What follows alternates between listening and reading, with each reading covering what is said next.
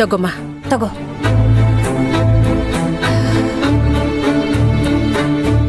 ಸುಶಾಂತ, ಯಾಕೋ ನೀನು ಒಬ್ನೇ ವಾಪಸ್ ಬಂದ್ಬಿಟ್ಟೆ? ಅರ್ಚನಾ ಎಲ್ಲೋ?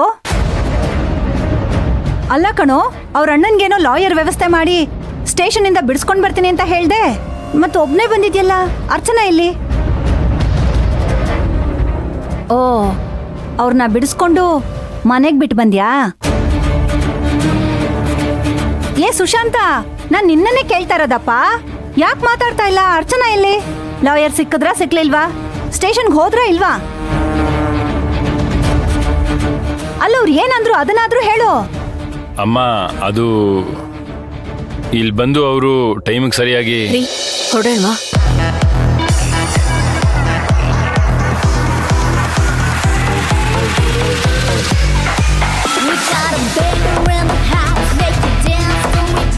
ಏನದ್ಕೆ ಇಷ್ಟು ಸುಂದರವಾಗಿ ರೆಡಿ ಆಗಿದ್ದೀರಾ?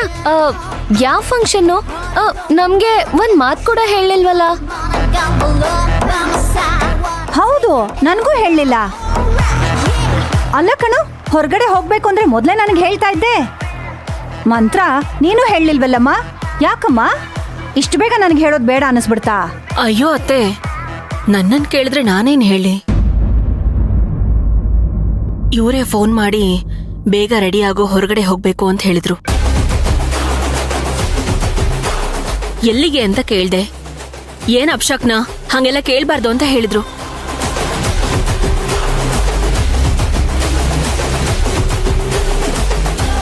ಹಂಗಾಗಿ ನಾನು ಸಿಂಪಲ್ ಆಗಿ ರೆಡಿಯಾಗಿ ಬಂದೆ.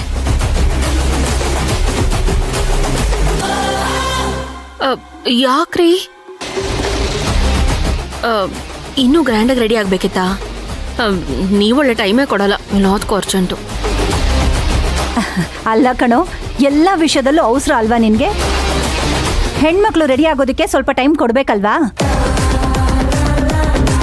ನಿಮ್ಗೇನಪ್ಪ, ಪ್ಯಾಂಟು ಶರ್ಟು ಇಲ್ಲ ಟೀ ಶರ್ಟ್ ಹಾಕೊಂಡು ಹೊರಟು ಬಿಡ್ತೀರಾ, ಆದ್ರೆ ಹೆಣ್ಮಕ್ಳು ಹಂಗಲ್ಲ ಕಣೋ.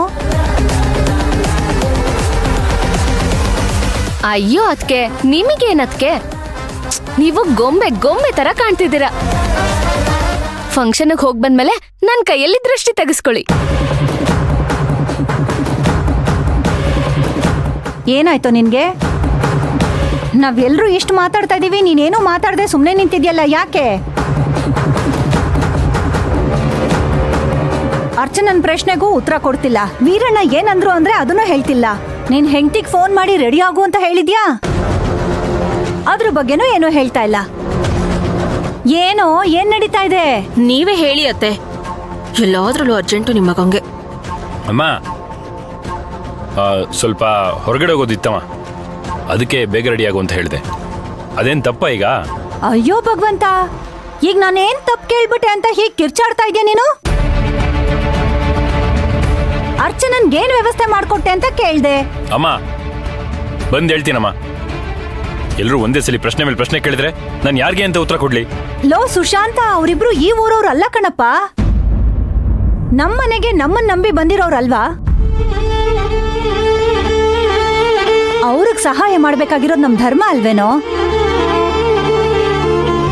ನಮ್ಮನ್ ಬಿಟ್ರೆ ಈ ಊರಲ್ಲಿ ಅವ್ರಿಗೆ ಗುರ್ತು ಪರಿಚಯ ಇರೋರು ಯಾರಿದ್ದಾರೆ? ಅದಕ್ಕೆ ಕೇಳ್ದೆ.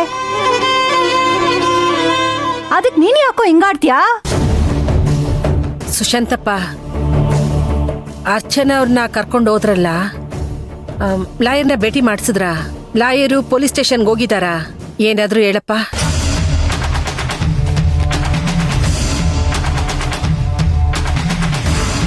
ಅಮ್ಮ ಕೇಳೋ ಪ್ರಶ್ನೆಗೂ ಉತ್ತರ ಹೇಳ್ತಾ ಇಲ್ಲ ನೀವು, ನನ್ನ ಪ್ರಶ್ನೆಗೂ ಉತ್ತರ ಇಲ್ಲ.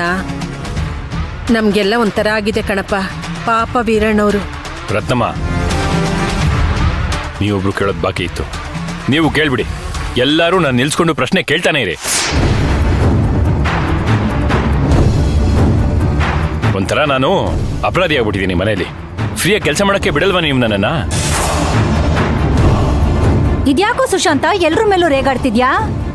ಮಂತ್ರ, ಏನಾಯ್ತಮ್ಮ ನಿನ್ ಗಂಡನ್ಗೆ? ಅಮ್ಮ, ಅವ್ರ ಊರಿಗೆ ಹೊಸಬರಾದ್ರು ತುಂಬಾ ಬುದ್ಧಿವಂತರವರು. ಲಾಯರ್ನ ಅರೇಂಜ್ ಮಾಡಿ ಕೊಟ್ಟಿದ್ದೀನಿ, ಅವರೆಲ್ಲ ನೋಡ್ಕೊಂತಾರೆ. ಮಂತ್ರ ಏನಾದ್ರೂ ಆಟ ಆಡಿಸ್ತಿದ್ದಾಳ? ಅಥವಾ ಮಂತ್ರನೇ ಫೋನ್ ಮಾಡಿ ಹೋಗ್ಬೇಡಿ ಅಂತ ಏನಾದ್ರು ಹೇಳ್ತಿದ್ದಾಳಾ? ಸ್ವಲ್ಪ ಮಂತ್ರನ್ ಕರ್ಕೊಂಡು ಹೊರಗಡೆ ಹೊಟ್ಬಿಡ್ತೀನಿ.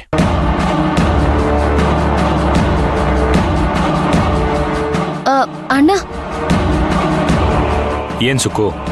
ಅದು ನೀನು ಎಲ್ಲಾದ್ರೂ ಹೋಗ್ಬೇಕಾ? ನನ್ನ ಕಾರಲ್ಲಿ ಡ್ರಾಪ್ ಮಾಡ್ಬೇಕಾ?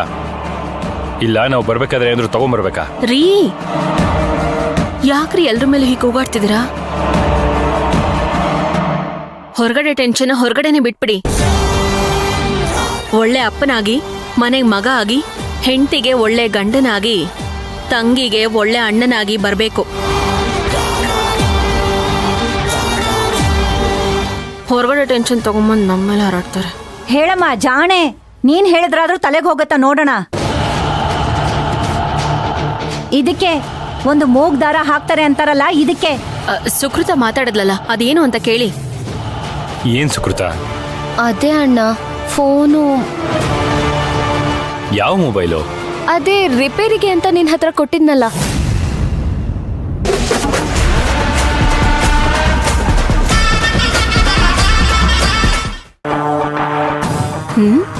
ಯಾಕ್ರಿ ನನ್ನ ಯಾಕೆ ನೋಡ್ತೀರಾ? ನಾನೇನು ಮೊಬೈಲ್ ರಿಪೇರಿ ಅಂಗಡಿ ಇಟ್ಟಿದ್ದೀನಾ?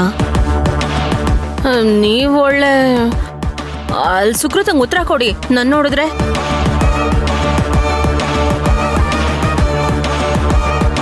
ಫೋನ್ ರೆಡಿ ಆಯ್ತಾ ಇಲ್ವಾ ಹೇಳಿ, ಅಥವಾ ಫೋನ್ ರಿಪೇರಿ ಕೊಟ್ಟೇ ಇಲ್ವಾ ಅದನ್ನು ಹೇಳಿ. ಫೋನ್ ರಿಪೇರಿ ಕೊಟ್ಟು ಎಷ್ಟು ದಿನ ಆಯ್ತು ಗೊತ್ತಾ? ನಾನೇ ಹೋಗ್ತೀನಿ ಅಂದ್ರೂ ಅಣ್ಣ ಬಿಡ್ಲಿಲ್ಲ. ಅಟ್ಲೀಸ್ಟು ಯಾವ ಶಾಪ್ ಅಂತ ಹೇಳಿದ್ರೆ ನಾನೇ ಹೋಗಿ ವಿಚಾರಿಸ್ತೀನಿ. ಇಲ್ಲ ಸುಕೃತ, ಅದು ಆ ಟೆನ್ಷನ್ ಮರೆತ್ಬಿಟ್ಟೆ. ನಾನೇ ವಿಚಾರಿಸಿ ಆದಷ್ಟು ಬೇಗ ತಗೊಂಬರ್ತೀನಿ. ಬಾ. ಬರ್ತೀನತ್ತೆ, ಬರ್ತೀನಿ ಸುಕ್ಕು.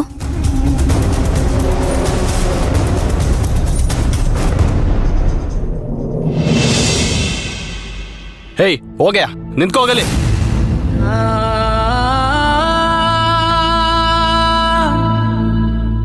ಏ ವಿಜಯ್, ಟೀ ಹೇಳು.